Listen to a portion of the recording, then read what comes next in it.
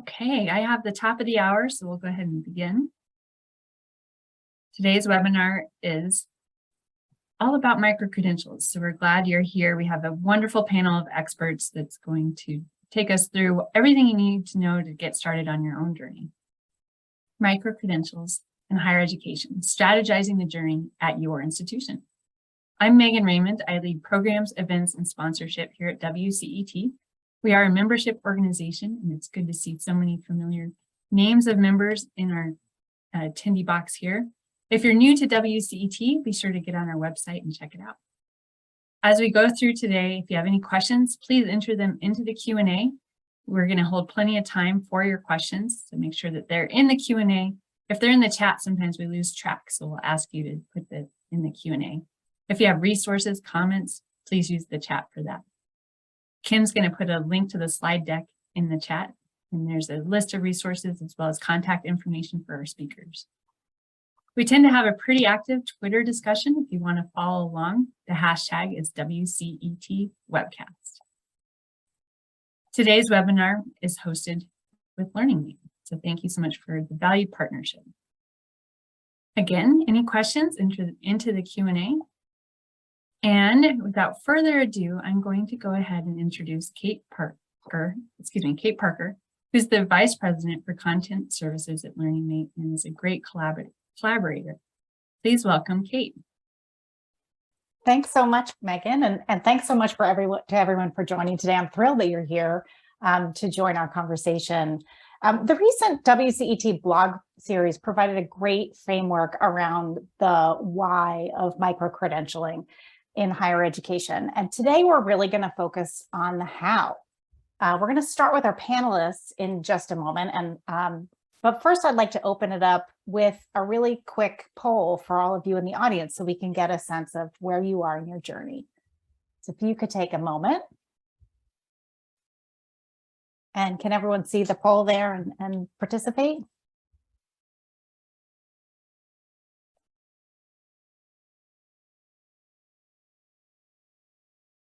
All right, Kim says we're getting responses. It's very exciting. We'll give it another minute.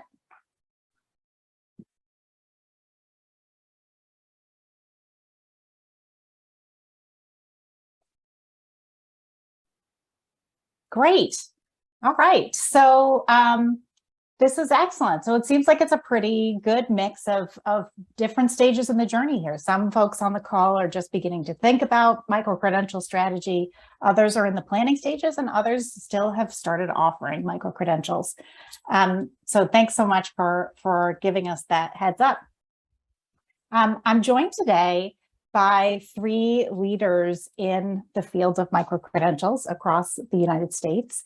Julie Beggs is joining me from Arapahoe Community College, Noah Geisel from UC Boulder, and Laura Pedrick from the University of Wisconsin-Milwaukee. So I know our time today is precious, so let's get going. So now that we've got a sense of where the audience is coming from, let's find out more from all of you about how you began your journey. So Laura, I'll start with you. Where did you start? Well, I'm going to put in a shameless plug for WCET here. My interest in microcredentials dates back to 2016 when I attended the summit on alternative credentials. That is still, live on the website, and there will be a link to it. And it was really a deep dive into this emerging framework. And in some respects, it is still emerging, but the summit gave me the chance to learn about it at an earlier stage of development. For our university, for UW-Milwaukee, we started on the non-credit side of the house. And with our Tech Ed Frontiers, it's a work-based platform offering self-paced modules that are aligned with industry needs, largely in the IT space. And it did take us about 2 years, and we were funded with a startup funds from our foundation. And we've launched, we are building it out. We also have microcredentials in our School of Education around professional development and in dual enrollment with high school students in the IT space. And we have roughly 23 right now, and in all these cases, we're building bridges to credit. And then we are also transitioning into credit microcredentials, and more on that later in our session. Awesome. Thanks so much, Laura. Noah, how about yourself? Where did you get started and who did you get involved from the outset? And why does that matter?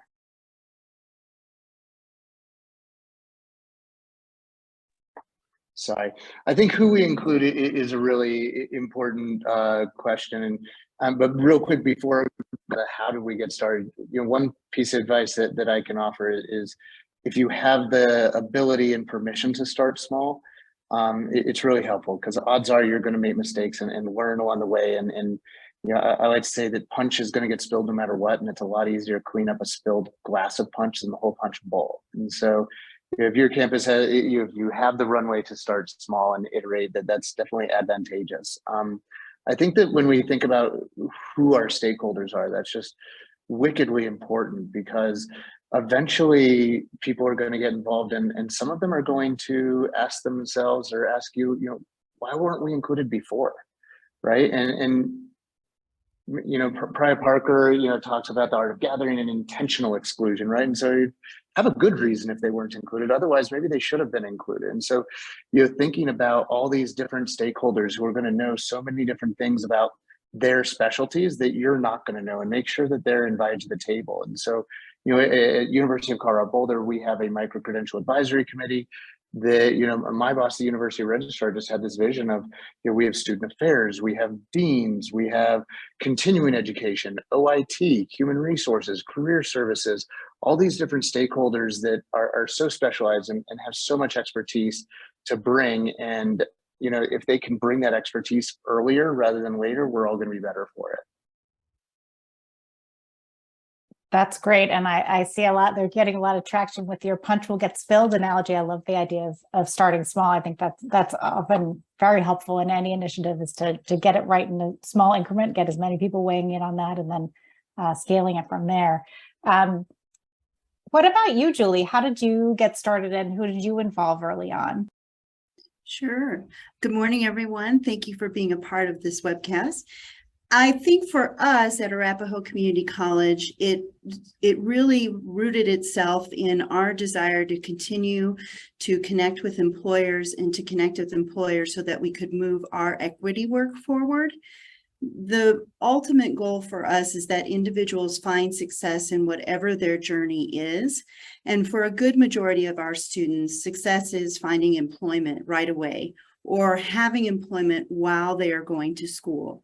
As many of you know, within the community college systems across the nation, we have a lot of part-time learners who are also going to school. And so for us, a microcredential really was a way for us to begin to think about how can our students be able to continue to work, but then also be able to continue to learn in something that's related to their work, which then led to us being really excited and interested in apprenticeship programs across many disciplines. I would agree with Noah that and Laura that it's okay to start small and to start not only small, but also in your non-credit division. That allows for you to be able to ramp things up in a quicker way, and to always be cognizant of what it is that your students are telling you along the way about that experience. And so for us, it was also about that access question, very much similar to what Noah said about who are those stakeholders in terms of individuals at our institutions that can provide expertise, as well as who are we allowing to be a part of this learning process? Who are we providing the much needed microcredentials to so that they can continue to skill up and grow? I would just like to interject that I think there's one caveat in the starting small advice, and that is, if you're thinking about credit, involve your registrar. I've talked with folks who started something at a school or college or department level, and if you want it transcripted, the registrar has to be at the table. So, and if you want a university policy, obviously that's a central campus thing. So start small in a manageable way, but recognize that there are stakeholders that are just absolutely critical to being involved. And in addition to our registrar, We included a likely candidate for a pilot program, and also some faculty and associate deans who could be advocates and also kick the tires of the concept. Thanks, Laura. And that's a great segue to our next poll question. So I think, understanding who the stakeholders are important, but you raised a really critical point around both of you in terms of whether you're looking at your credit bearing or non-credit courses and why. So I'd love to get a sense from our audience today. What are you looking at? And maybe that decision has been colored by what was just shared, but I'd be interested to get your feedback on this quick poll.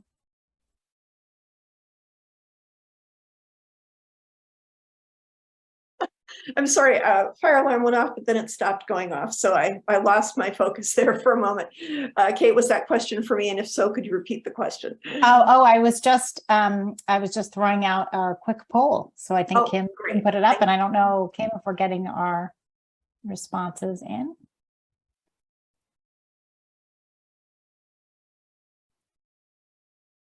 It's about to close. Very excited. I'm on the edge of my seat trying to find out where everyone is in their mix of both. So it sounds like, Laura, you might have some salient advice if people are looking at both credit and non-credit. And it sounds like that advice would be talk to your registrar early on if there's sort of governance issues to be reckoned with at your institution.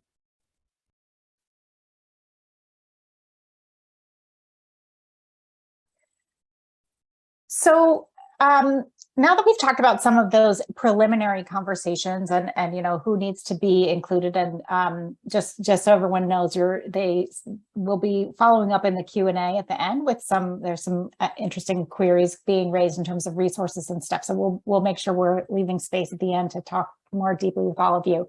But when we're looking at regardless of the direction that people are thinking of going, for you, Laura, what were the most pivotal decisions that you made early on, and how did that inform your progress?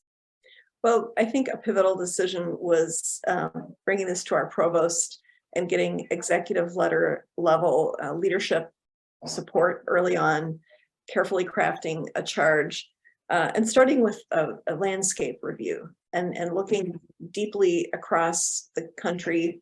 We wound up being very drawn into what SUNY was doing, and they have boatloads of resources. And we wound up, after doing a thorough evaluation, looking adapting their policy and their taxonomy of terms. And then I think two other key things. One was that we knew we wanted, once we got a sense in the group, this is something collectively that we think would benefit our students and make our ties to the workforce even deeper. We realized we needed to develop a policy. We needed to get it through governance, and we have very strong curricular governance on our campus. And it took us a year to get it through governance, but it was so worth it in the end. We wound up with at the advice of a committee doing a student survey, and I do believe that I'm being asked to leave the building right now. So this is, who knows what each day will bring. I will be back shortly. Great. Thanks, Laura. Stay safe out there. Kate, one thing, just piggybacking on something that Laura mentioned on that executive kind of championship, going back to who you include. I've had projects, as a consultant where there's a whole lot of pushing, right? It's just nonstop trying to get people to eat broccoli. Whereas, one of the things that we're really lucky to have at CU is because of those stakeholders who are involved, and so many of them are higher level, they're bought in, and some of them have varying degrees of how deep their understanding is, but what they do have is buy-in. And so they're in these conversations with their staff, with other people, and they're frankly, that they're the best marketing we have internally. It's their word of mouth that when they say, hey, you might want to check this out for a microcredential, people listen, and that is just invaluable. Yeah, that's a great point. And Julie, on your side, were there champions that you looked for at Arapahoe to help drive your initiative forward? Definitely. I think for us, the microcredentials came out of our Workforce and Community Programs division and the instructional side of the house, where we fall somewhere between instruction and student affairs. At most community colleges, that is the case. And so we had strong support from instruction. And our approach, because we really tried to create microcredentials within our apprenticeship programs and the related technical instruction of the apprenticeship programs, really allowed for us to tinker with it a little bit more. And I think the other supporters were our alumni, our foundation, those individuals who had been at our institution and were the employers who were interested in bringing these programs and these microcredentials to their employees. And then being able to really come back again and have our college leadership. We're very fortunate that our president, Dr. Fuji, is very supportive of microcredentials and has also involved us in work that we are doing with the Education Design Lab. We are part of a second cohort across the nation of community colleges that are beginning to create microcredentials based on their framework. And so it's truly been an honor for us to be a part of that. And the community college system of Colorado really does support it. So if you can get your system, your alumni, and your upper level administration to think it's at least interesting and want to support it, then you're on your way. That's really helpful. Thanks, Julie. And for you, I'd like to build off of what you were talking about. Could you're mentioning some of the frameworks and that you were using to build your microcredentials and that your work with the Education Design Lab. What other external frameworks have you used in looking at alignment for your offerings? So for us, first and foremost, we have really looked to the credentials and certifications within the industry. So a lot of our instructional designers worked hand in hand with us and with the instructors and with the employers to create something that aligned with not only the credential that we were going to provide, but the certification and the credential.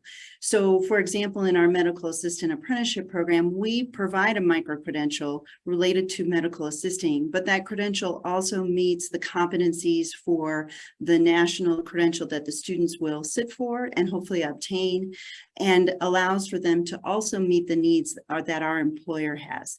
Sometimes we run into some problems in terms of each employer has different standards for each one of those programs. And sometimes you can adapt by adapting some modules in your online program if you have that opportunity. But for sure, our instructional designers worked hand in hand to really align those competencies with those national credentials. And then I think going back to what Laura said, all of the national organizations that have been working and setting the standards for microcredentialing, micropathways, that has been something that we've always looked to make sure that we're keeping up with those trends and doing what we can to be relevant. Thanks, Julie. And Noah, what are your thoughts on the importance of alignment to frameworks? For me, I think it's like paramount. It's where this stuff gets transformative in the very near future. So just at the risk of going way too in the weeds for the 80% folks who are in the early and kind of stages of planning or implementing, if you're using digital badge technology and open badges in order to serve as the vehicles to communicate the learning and achieving that's taking place in your microcredential programs, one of the things that you have at your disposal that I hope you're taking advantage of is the opportunity to incorporate rich metadata.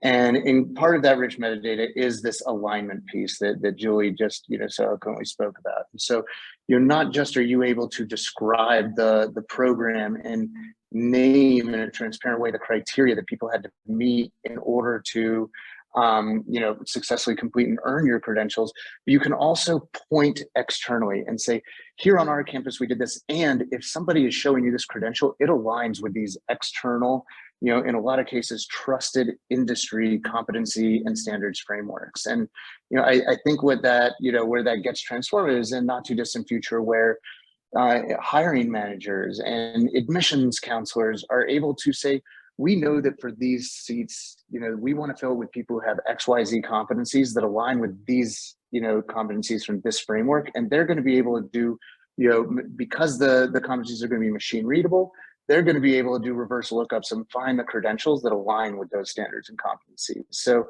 I'm a profound believer that if we are, taking advantage of that ability to include the alignments in our credentials, that we're basically giving our learners a competitive advantage over every institution that isn't.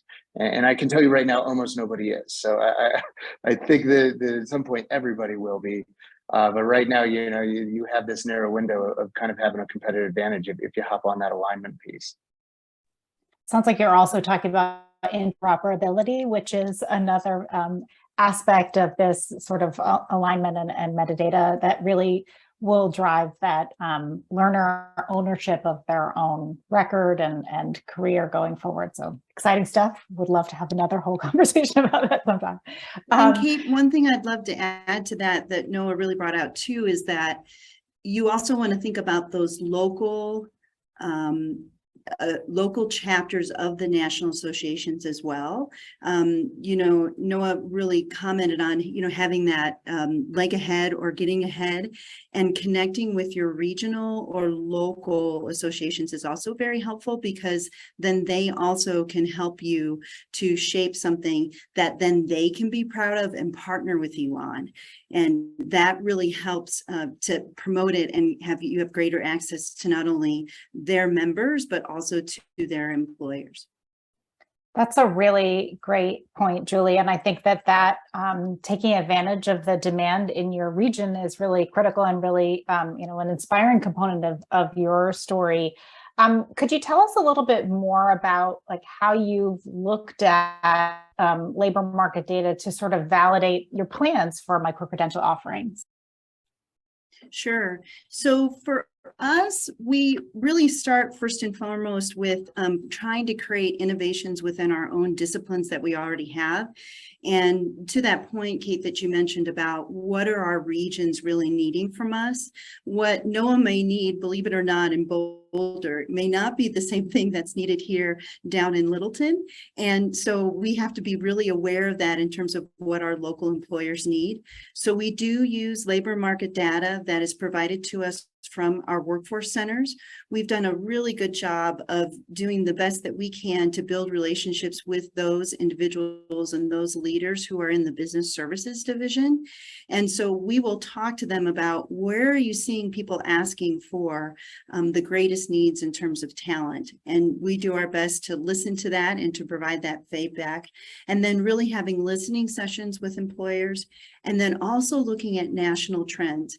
I believe that a lot of our employers and a lot of the community looks to us to provide what is the latest and greatest that's happening. And sometimes we get it right, and sometimes we don't, to be honest. And but we should be paying attention to those national trends and to know what is coming down the pike in terms of what microcredential can help every individual have another set of tools in their toolbox. And so it's keeping a pulse on that as well. Thanks, Julie. That's a really great insight into sort of balancing the regional and national demand, so that you're training your learners to really contribute to the workforce wherever they might be. I'd like to kick it over to another poll question, if we could, Kim. I just wanted to sort of throw it out to our audience. How would you describe your connection with employers? Because I think what Julie's talking about is sort of, how do you build that trust, that relationship, so that you can start to sort of see demand and really validate the potential for your learners? So we'll dig in a little bit more to that story in a little bit, but I'd love to get your sense of where you are in your journey with making those connections to employers, because I've seen institutions kind of be all over the place there, depending on where they are in terms of establishing their microcredentials.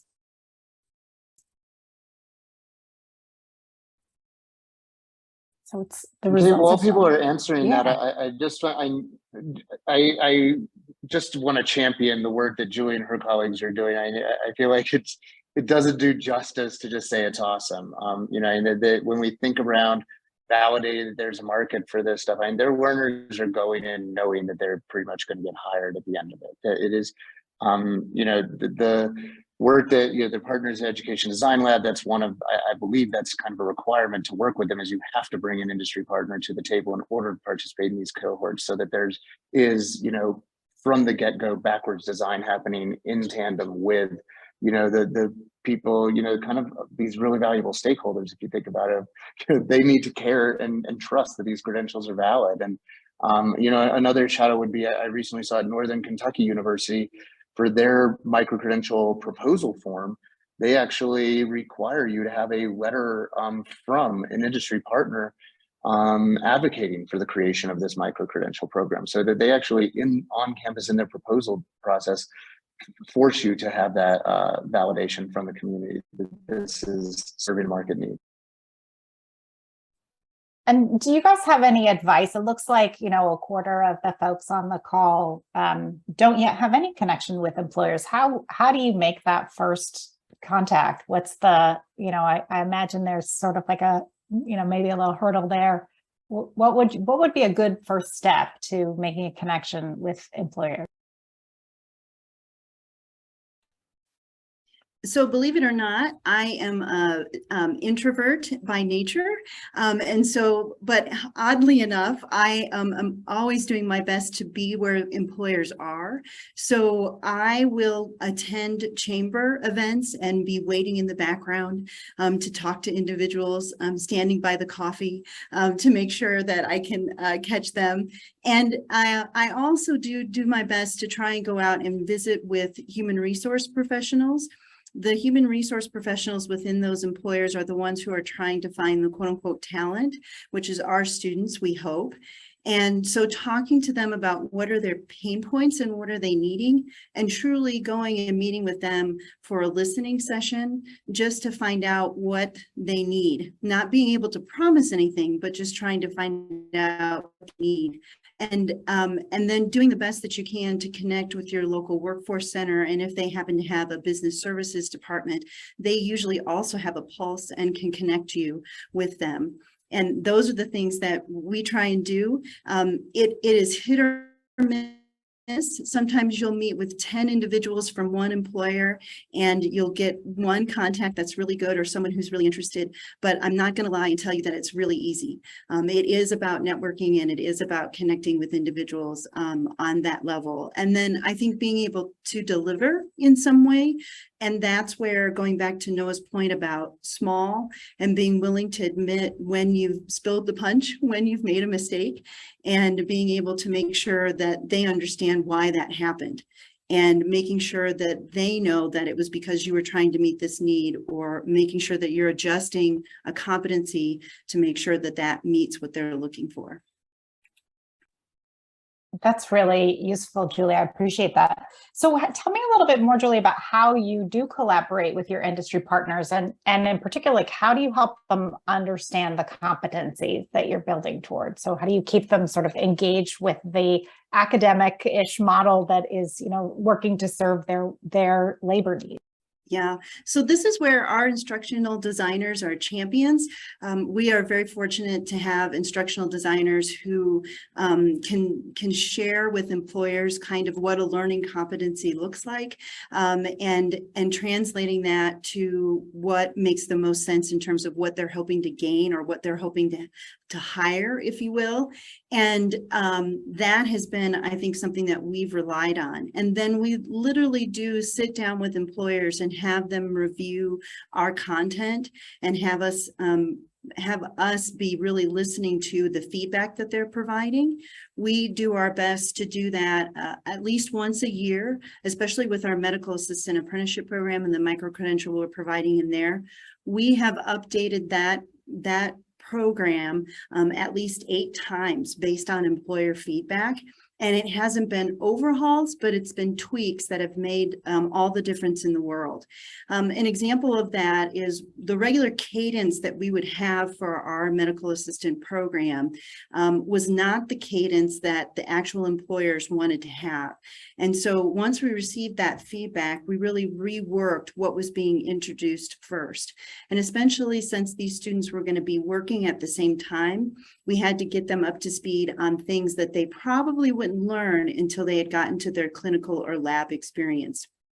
And so that has really forced us to be able to listen to and say, oh, I didn't know you really needed to know that at this point, and really make that happen. So it is truly sitting down with them and doing it in a way that's efficient. So we don't do it in large chunks. We do it in small chunks because a lot of employers don't, they have a half an hour is good. And then we review a certain point, and then we kind of move on to what makes the most sense.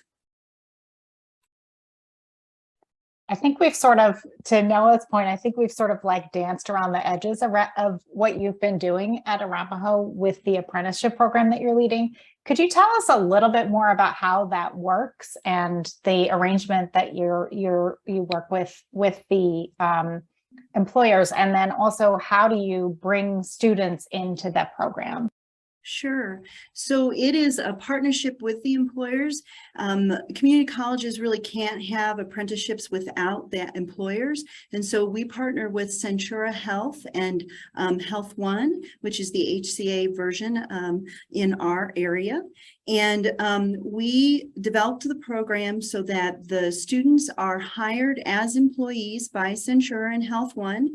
We do information sessions together to hire individuals who then automatically become employees and students day one. Once that happens, we put them through our curriculum so that they can then obtain that medical assistant credential, and they are at their site Monday through Thursday doing hands-on experiences, and then on Friday they're with us all day. Monday through Thursday, they are participating in an online program that allows them to really interact with lots of wonderful activities that are prepping them for the next week in the clinic. And then on Friday, they are assessed. Every Friday there is an assessment, and that is making sure that they are ready to go back and be in the clinic at that time. This program lasts for 6 months in terms of related technical instruction, but the apprenticeship itself is 1.5 years to provide the 2,000 hours of on-the-job learning. So we also do train the preceptors. There isn't a ton of training that needs to happen with the preceptors because in healthcare, there is kind of a natural mentor preceptor model that exists, but we do provide a guide for them each week as to what they need to provide support for our students to have them be ready for that next week of learning. So that's the basic framework. There's a lot of other stuff in between, but that kind of gives you the gist of what it looks like for a student in like the week of a life of a student. So the students come in, they join the program, they're simultaneously learning and employed, and then they have a chance to complete their apprenticeship program through the employer, and then they provided that they complete all the requirements and perform to a certain degree of standard, they have a job at the end. I mean, I think, that's kind of magic, right? Like the transformational power of education that we all think about and strive toward. I think this is a wonderful example of how this works.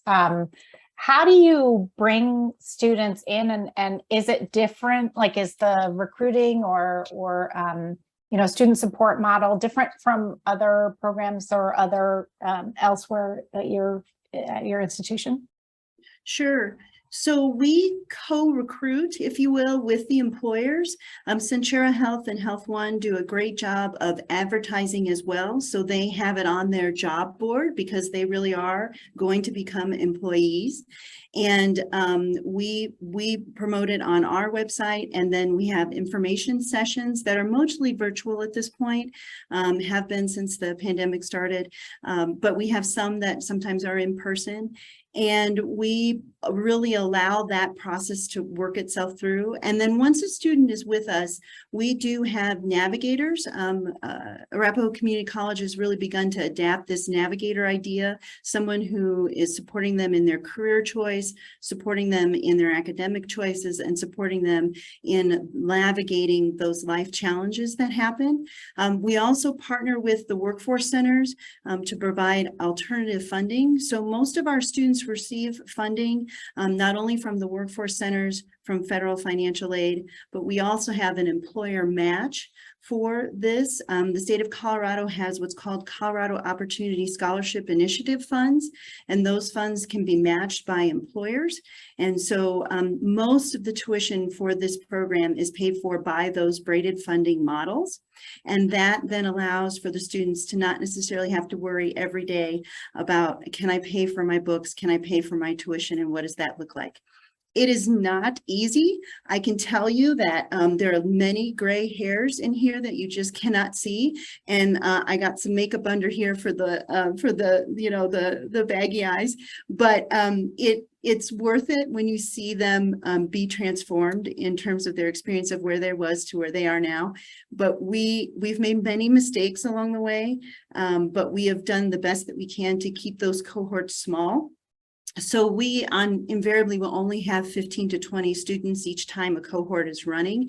And we do have one navigator that is assigned to them at that time. So it really allows for us to be able to handle those. But I'd be happy to share sometime all the pitfalls, but at this point, we've gotten most of the kinks out and are doing okay. Yeah, it would be great to have a session about that and about the 8 times that you've changed and made iterative improvements to the program in response to feedback. But right now, what I'd love to do is just show a testimonial video from one of your students, if you don't mind, and then we'll bring it back to have a little bit more discussion and then a Q&A. Being a single mom of 2, I had to choose, either I'm going back to school or I'm going to go to work. The biggest appeal to me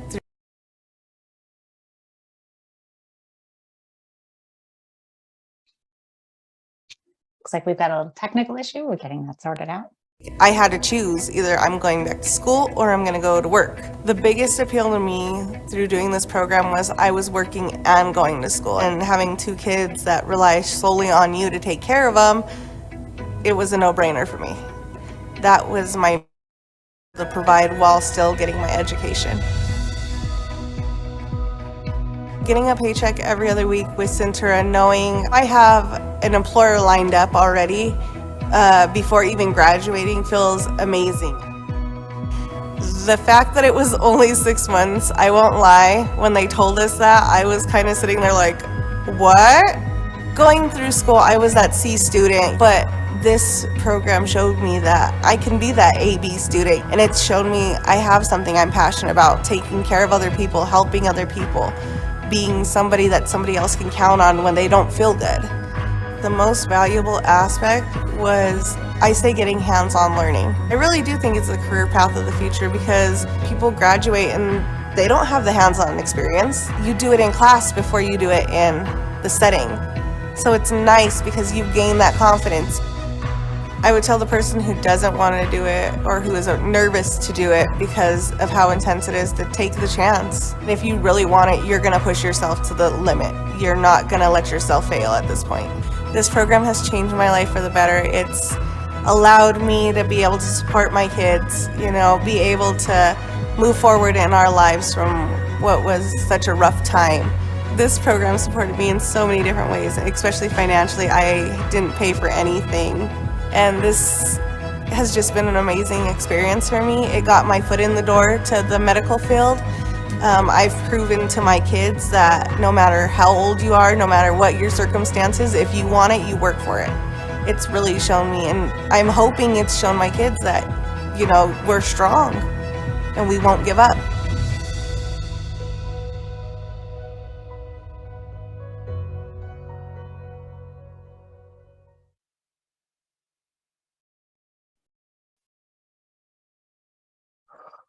Gonna need a minute. Everyone almost gets me all choked up. It's like, this is what we're trying to do. This is very exciting. I think, I looks like there's a bunch of questions coming in the Q&A. I think maybe we can open it up to engage directly with the panel, and then we can close it out with some questions. So Steve, I know you've been watching the Q&A line. You bet. I'll start first with, it came in through actually the chat line. Laura Pazel asked, what do you recommend for micro-credentials for faculty development workshops? I'd love to take first crack at that one. I would recommend doing it if you have people who are excited to do it. I think that one really valuable thing is, earning micro-credentials is a really great stepping stone to being on board with offering them. And so if you have faculty and staff who are participating in professional development and they are earning credentials, that might be a really helpful kind of thing down the road when, to convert people who might have come to the conversation more skeptical, on the faculty side, for example, than advocating, but if they've already earned this and seen the benefit, they might be more bought in. And so I would definitely consider doing it. And then, something I dropped into the chat is, there's a lot of times stuff that's already being done at the Center for Teaching and Learning or human resources modules. And, at our campus, our framework, it's a lot of it is the vision of our registrar, who I report to, is that we say, we have a framework of how we consistently define a micro-credential program. And so is this consistent with that? Is it meaningful? And my barometer for meaningfulness is, really who's going to care, who's not, the learner's mom, basically, right? Like who is going to, who in admissions, who in, a hiring manager is going to look at this and find this meaningful and worth, their time to look at. And then, is it worthy of in our case, the CU Boulder brand? And if it checks those boxes, then it's probably a really great fit for, a micro-credential program. And frankly, a lot of our early stuff here is stuff that's for faculty and staff, both for, instructional roles as well as, we have things for student workers, credentialing, workplace skills for student employees. And so I highly encourage you to look at the opportunities there are to notice, name, and credential the learning achievement that's happening, with faculty and staff. I think you put an interesting point in the chat too, Noah, around the fact that like micro-credentials don't have to be net new offerings. It could be some things that you're already doing, but perhaps presented or shared in a different way. Yeah, I mean, you probably, out of whether it was OIT or Center for Teaching and Learning, but probably around 18 months ago or 2 years ago, you somewhere on campus, they spun up a bunch of stuff for faculty to learn strategies for teaching online and student engagement or how to, actually be in charge of setting up their own course shells on the LMS. And that was stuff that was learning they acquired. And some of them got really into it and are now showing up for, the, level 2 and level 3 modules, if you will. And so, you already have this kind of opt-in enthusiastic learner kind of pool. And that might be a really great opportunity to approach those units on campus that are offering those and say, hey, do you think this might be a fit for a micro-credential? And so, that's, again, been places where we're getting a lot of good early traction.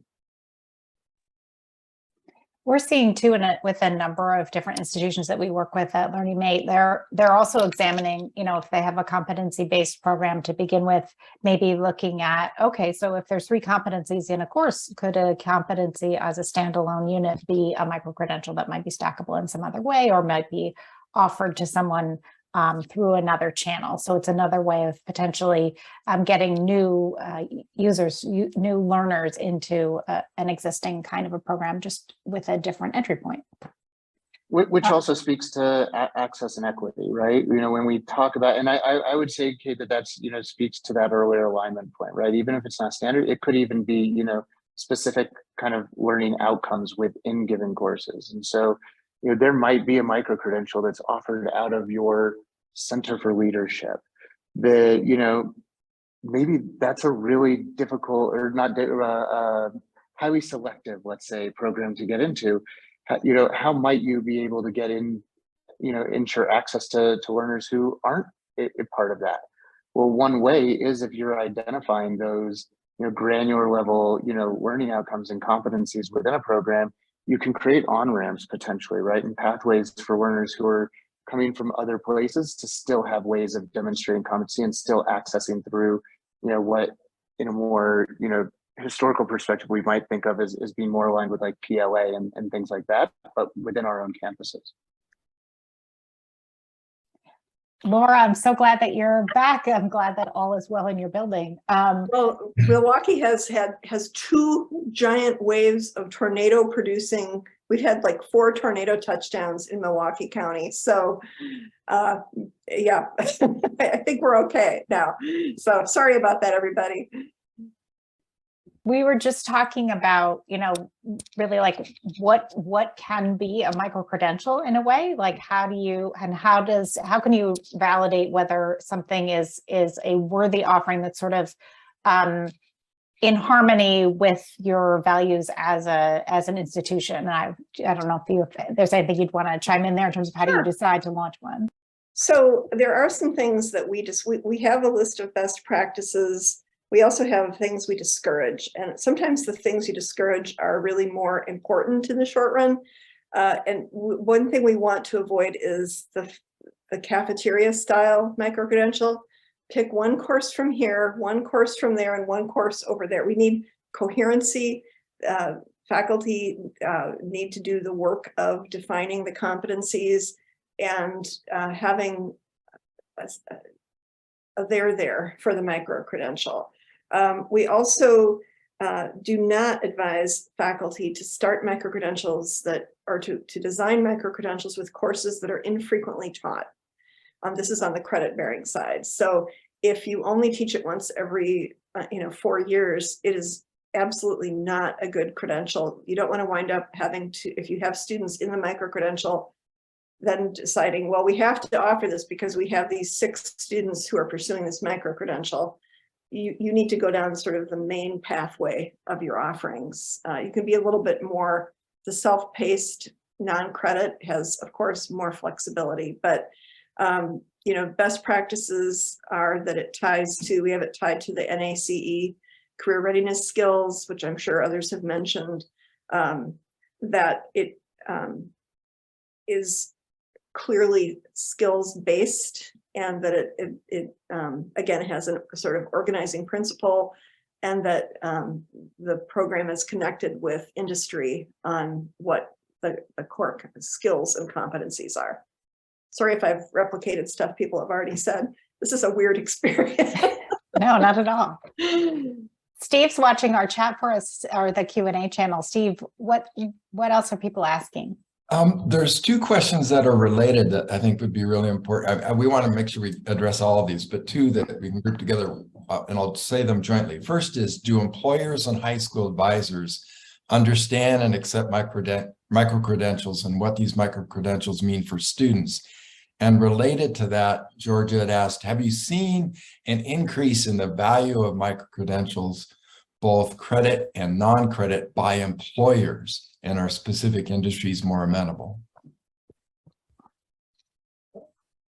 I can go first, and I'd say that, and to that second part of the question, if you find somebody in your life who graduated with a degree, that talked about, data visualization in their degree, and how many recruiters reached out to them on LinkedIn versus, when they posted on LinkedIn that they got their level 2 Tableau credential, and how many recruiters, are hitting their inbox. And so I think that to the second question, yeah, it's starting to happen. I think to the first question around, are hiring managers and admissions counselors valuing this? I think no.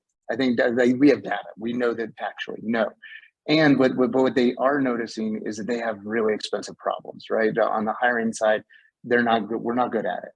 And it's a really expensive problem. And, on admissions, especially, without getting into too much time, it's really hard to do, and to do at scale with, now so many schools moving away from standardized tests, and, how you build, inclusive student bodies. And so there's these problems for which, this type of a rich credentialing ecosystem is a really good right answer to some of the most pressing questions that they're asking. So I think that it's a short-term answer to say no, they're not there. I think in the medium and long term, they're all going to get there. I guess I would just jump in and heartily endorse what Noah has just said.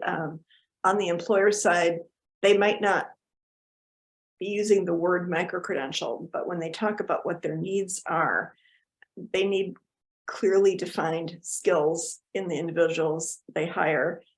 Individuals who are looking for jobs need to be able to clearly articulate what skills they possess. So there's that communication gap around what do I actually know and how can I communicate that.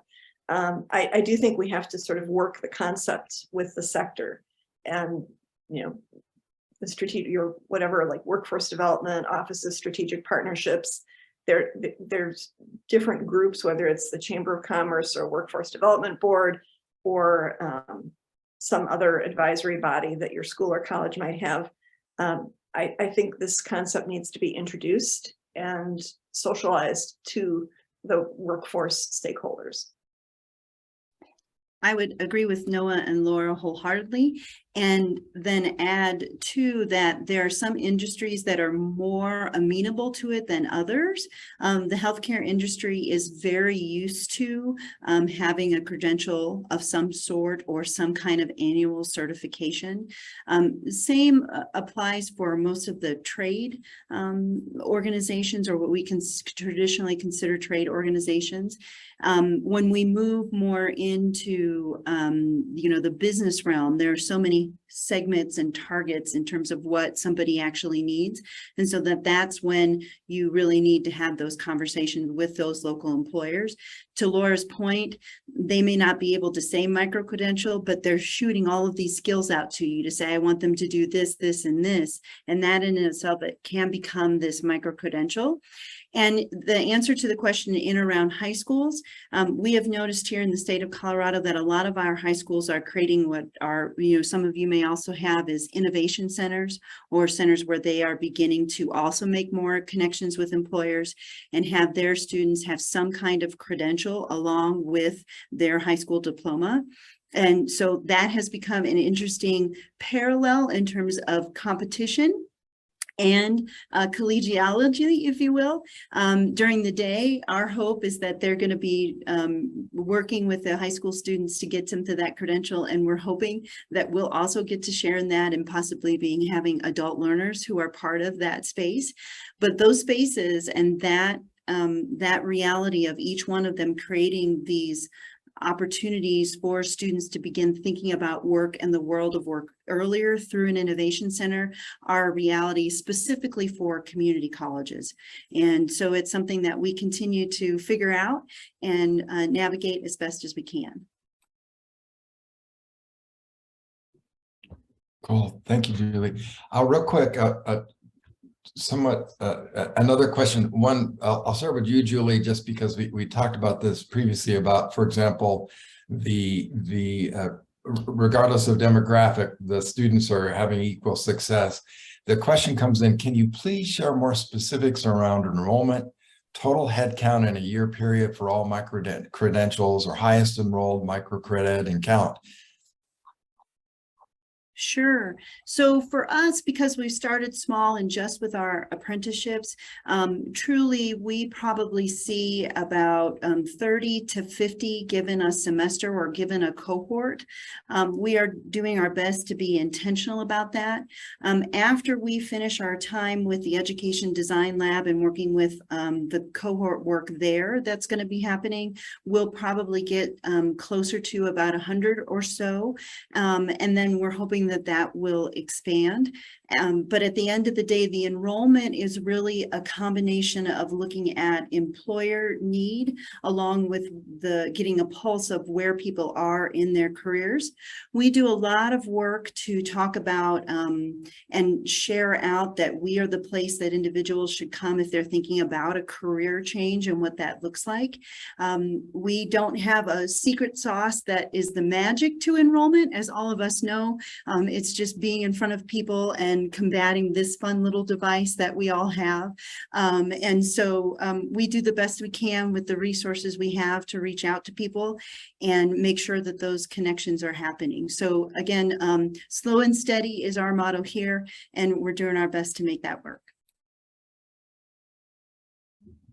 I would just add that I believe SUNY, which has 400 plus micro-credentials now, is seeing an impact on enrollment. I don't have specific figures, but it was an impressive enough impact that their governor has approved state aid for community college students seeking micro-credentials in high demand job areas. So I think we're all at kind of in that innovation bubble phase where we're implementing and we're looking to see results in a year or two in terms of real scale. But where this concept has scaled, I think we'll see an impact. Thanks so much, Laura. And you mentioned that SUNY Microcredentials and the panelists were kind enough to put together this really awesome list of resources that may be a good starting point and some of these were touched on throughout the presentation. So I think you're going to have access to these as well. I think that Megan's going to wrap us up in just a second, but I just wanted to say thank you. It's been so much fun talking to you all and hearing your stories and learning more. And I'm glad that Laura is safe and back ensconced in her office. And this is just really inspiring work, and it's been a real privilege to share this conversation today. Great, and thank you so much, Kate and Steve, for facilitating the Q&A. Great questions in the Q&A. This was an unprecedented webcast for us, but we're glad Laura's okay. So you never know what's going to happen when everyone's distributed. It'll be nice to have most of us in one place physically next week for the WCET annual meeting. So I'll go ahead and pull up this slide here with contact information. Feel free to follow up with these amazing folks who are so generous with their expertise and their experience. And again, if this is your first time with WCET, get on our website, learn more about the work that we do. Much of what we do is free and open to the community. We record our webcasts and make the archives available on our website, so feel free to dig through. We've done 3 this month, so it's been a busy and productive month. And thank you to all the people that jump on these webinars to share with our community. Again, our annual meeting is next week. We're delighted to be face-to-face and in Denver. So if you're in the area, be sure to register and join us. And I want to quickly acknowledge our sponsors and our very, very special supporting members. Our sponsors and our supporting members underwrite our events and programs here at WCET and make things like this possible. So thank you. And without final ado, I just want to thank Kate, Laura, Julie, Noah, and everybody else that participated in the discussion today. So be well, stay safe. Laura, I hope there's no more tornadoes or fire alarms in your area.